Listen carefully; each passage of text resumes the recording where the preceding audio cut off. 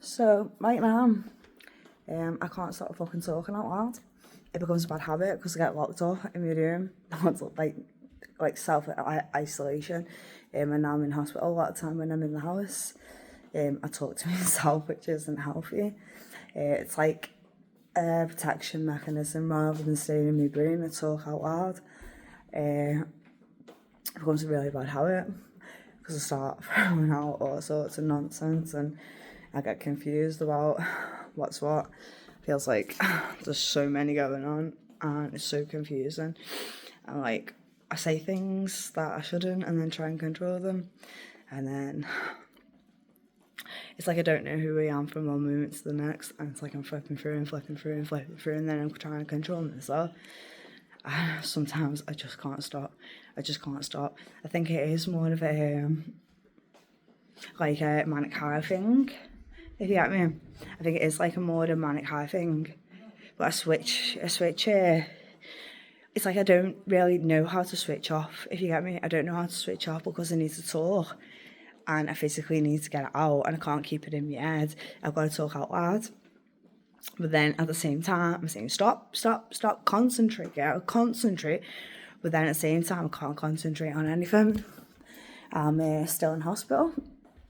Schizoeffective, complex PTSD, ADHD. But at this point, I'm not even sure if it's ADHD. It may be because I'm actually a polarised. I'm a polarised flight type, which is basically someone who struggles with self-perfection. Why we struggle with self-perfection is because we feel like it's a society thing. We want to look good in society. We don't want to be judged. We struggle to say no. We do struggle to say no. We find a lot of guilt in ourselves. We carry a lot of anger, but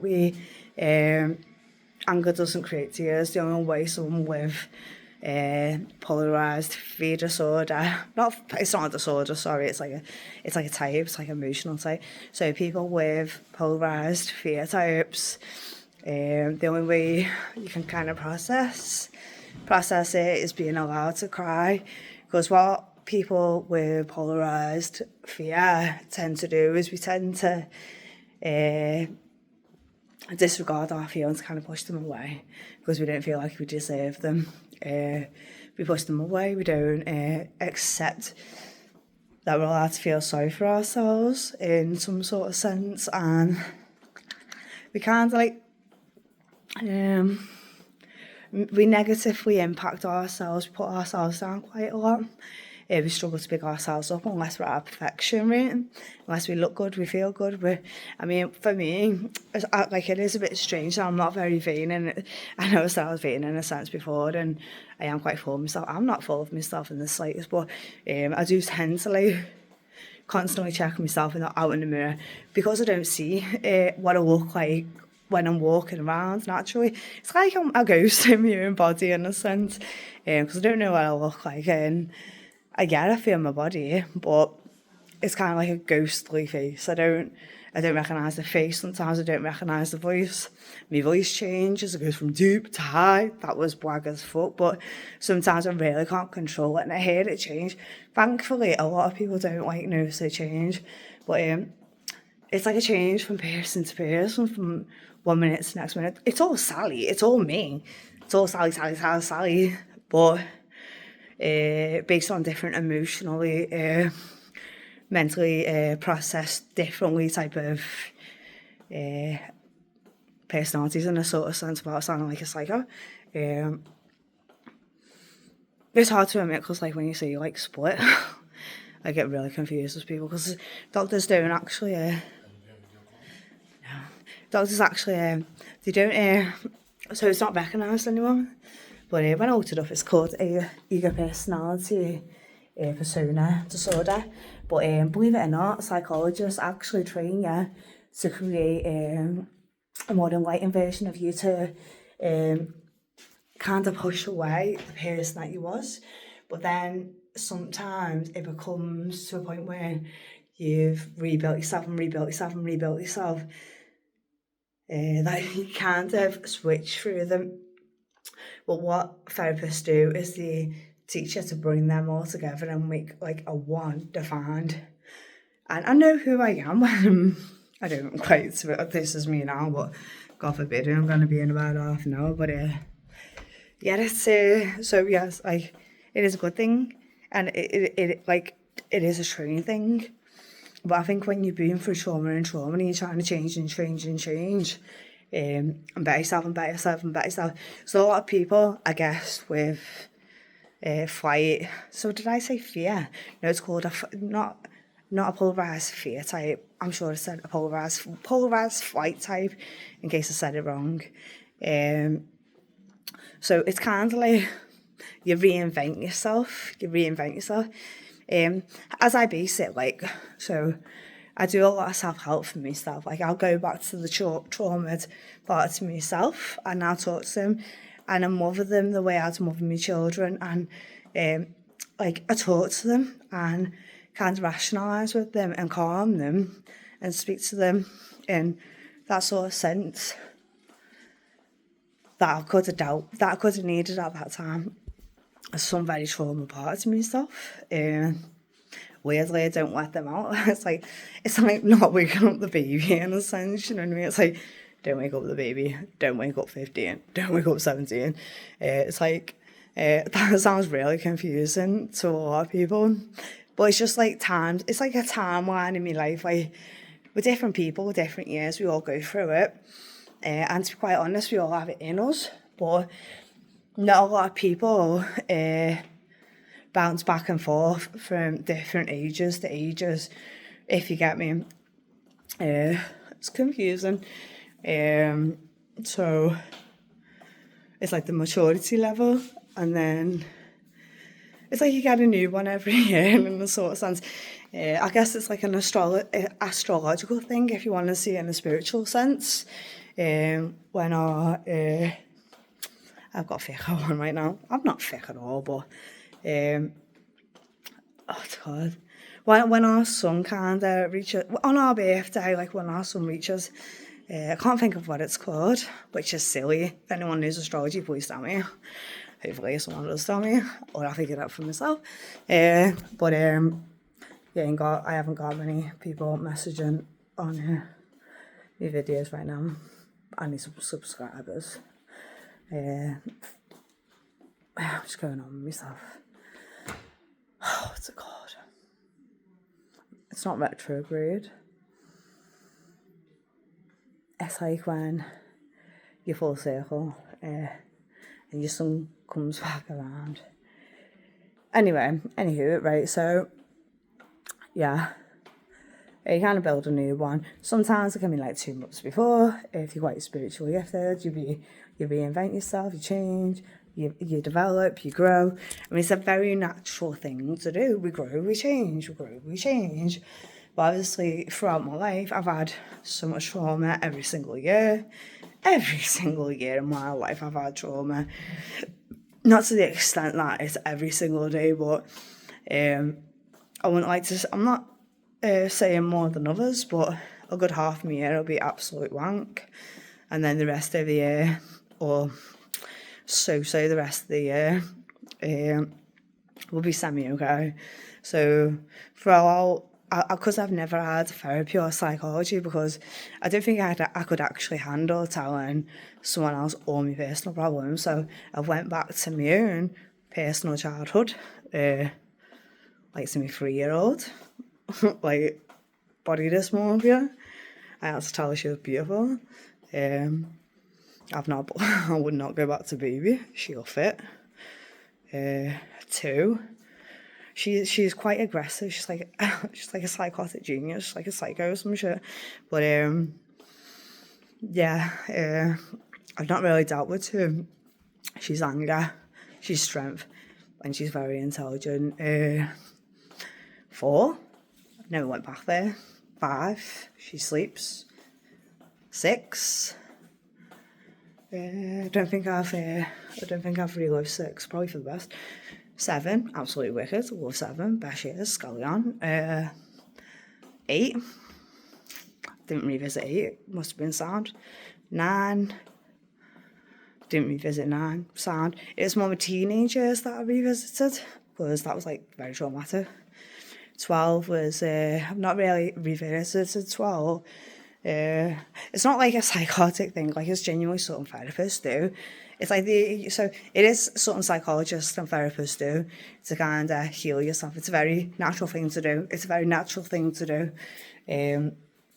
Not natural, but obviously it's taught when you have a therapist or a psychologist, but under like monitored in a sense. But I was doing it in my own kind of way. So I went back to 12. Body dysmorphia really kicked in really bad around that time. I was in high school. Girls were really pretty. I started to notice how much of a reject I was in a sense, like how much of a reject I was, and I really hated on myself quite a lot when I was 12. I was quite cold. 13. Struggled, but wasn't too bad. Started drinking at 13, so actually no, I started drinking at 12. So not all 12 was bad. I started drinking at 13, so 13 wasn't too bad. Started to pick up at 13, 14. Semi-okay. Getting bad, but I was strong. I was quite calm. 15, trauma to fuck, cried every day. Not even revisited that. That's like body dysmorphia to the fullest. Feel that shit. Can't even look in the mirror, can't even go outside. 16, couldn't talk, couldn't laugh. Not even visited that one. I don't think I can manage it if I let that out. 17. Oh my fucking Lord, that poor soul. Oh, that poor soul. Oh my, that poor soul. Oh, that poor soul. She's stronger. She's strong. Oh, she's so lost. Yeah. Parts of 17 with the perfection, which brought on this. Yeah. It's kind of like going back in time and reliving it and rewriting it in a sort of sense. To become the person that you are. It's like time travel, but back in your memory, I guess. Time traveling through your memories. So you fix what was traumas in your life to heal what's in the future. But sometimes I get a bit confused, and it's like, I don't know whether it's like a psychotic thing or like a schizoaffective thing. But I can't switch through the personalities and that, because a lot of schizoaffective people do. But there's a thing that a lot of psychologists don't look into is personality switch. And I talk to a lot of schizoaffectives. They all go through it. Like every single last one of them. Literally we switch. A lot different from BPD. It is more of an ego personality persona disorder, which comes alongside with schizoaffective disorder. But I've not naturally induced it, but it's like a protective mechanism in a sense. We all change throughout the day emotionally, but it's got to the point now where sometimes I wake up and I'm like a totally different person than I was from the day before. For about 4 years, I was the same person every single day. It's fucking fantastic. Yeah, it's perfect. It was perfect. I hope I'm making sense. Any schizoaffectives out there? Yeah, you'll get me. I'm 34 now. 34. I'm at the peak of my life. I feel really good. I'm not as bad as I have been. 32. Wasn't the best. Well, I done a lot of good stuff at 32. I was very strong, even though I was very empty at times. I was very strong. 31 years, exactly. She was a tough cookie, She dragged her shit out of me and she got her shit done. I got my fucking shit done at 31. I really did. I got my shit done. That Louisiana thing, I just did that for fun, sweetheart. Do you know what though, when I start speaking in Louisiana, so I watched tarot readings and it was Louisiana. That I just love the voice. I just sort of adopted it in a sense. And me and my partner at the time, we used to just talk like that. But the minute I start, I just couldn't stop. It becomes like a really bad habit. Yeah. So yeah, I just can't stop doing it. But sometimes it gets a little confusing. But I see it in this, like I try to see it in spiritual sense. You have like your sun sign and your moon sign. I kind of like see like your sun and your moon. To get me like different sides to you, and then you have your rising sign. Like, and my sun is Leo, so that's my Leo trait. My moon is Scorpio, so that's my Scorpio trait, and my rising is me Libra, so that's who my perfectionism comes from. And when you kind of cope with your personality changes and back and forth conversation in your brain. For me, it helps seeing it through the astrology and the star signs and understanding who I was through my astrology and basing it through that. Because as it stands, we have quite a lot of people have quite a lot of different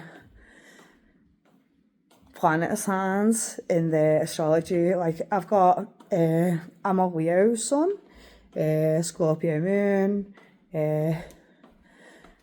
Virgo. I've got quite a bit of Virgo Mars, Virgo Mercury, and Virgo Venus. I'm Aquarius Saturn. I'm a Capricorn. I've got 4 Capricorns in me, and my Pluto is a Scorpio. I'm pretty sure that's him. I'm not 100%. Virgo, Venuses, apparently. So, Virgo Venuses in astrology are very misinterpreted. They express us as like we're hard to love, we're quite dominating in the bedroom. I mean, I'm not being funny, they haven't got a fucking clue. They say we're not very good at loving sexually. Because it's like a sexually based thing. It's how we love. It's our love. It's our emotion. It's our love planet. And I guess in a sense, it's quite right. But I'm a very loving person. I put me as a 10 in a relationship. I'm a giver. I'm a lover. I'm okay for my baby. I put my baby up there. He needs, he gets. But still a sense of control to a certain degree. It's like, don't set the fucking boundaries, baby. You shout at me, I'm going to shout back. You try and dominate me, I'm going to dominate back.